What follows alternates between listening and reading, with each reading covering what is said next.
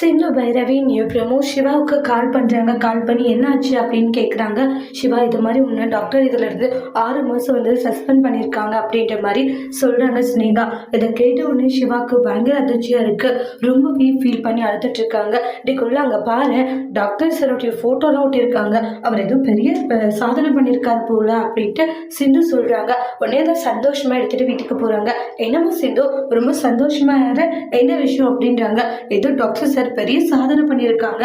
சாதனையா? அதிகமா சாதனை பண்ணியிருக்கா, காமி பார்க்கலாம் அப்படின்றாங்க. அப்புறமா அந்த போட்டோவை காமிக்கிறாங்க. அதை பார்த்த உடனே ரொம்ப சந்தோஷப்பட்டுக்கிட்டு இருக்காங்க. பார்த்தீங்களேன்றாங்க.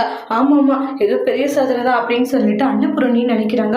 அப்புறம் மேலே இதை டாக்டர் சார் கிட்ட எடுத்துட்டு போறேன்ட்டு மேலே எடுத்துட்டு போறாங்க. டாக்டர் இங்க பாரு, உன்னுடைய போட்டோலாம் வந்திருக்கு பேப்பர்லன்றாங்க. நீ ஏதோ பெரிய சாதனை பண்ணியிருக்க போல அப்படின்றாங்க. ஏன்னா நீ அழுதுட்டு இருக்கானுவாங்க.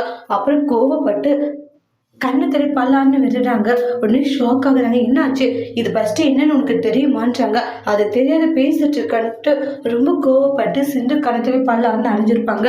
என்ன அந்த டாக்டர் பதிவுல இருந்து 6 மாசம் தள்ளி வச்சிருக்காங்க. இனி அந்த வேலைக்கு போக முடியாது, அந்த வேலையை என்னால் செய்ய முடியாது அப்படின்ட்டு சிந்துவுக்கு எக்ஸ்பிளைன் பண்றாங்க. அதை கேட்ட உடனே ரொம்ப கவலையோடு இருக்காங்க.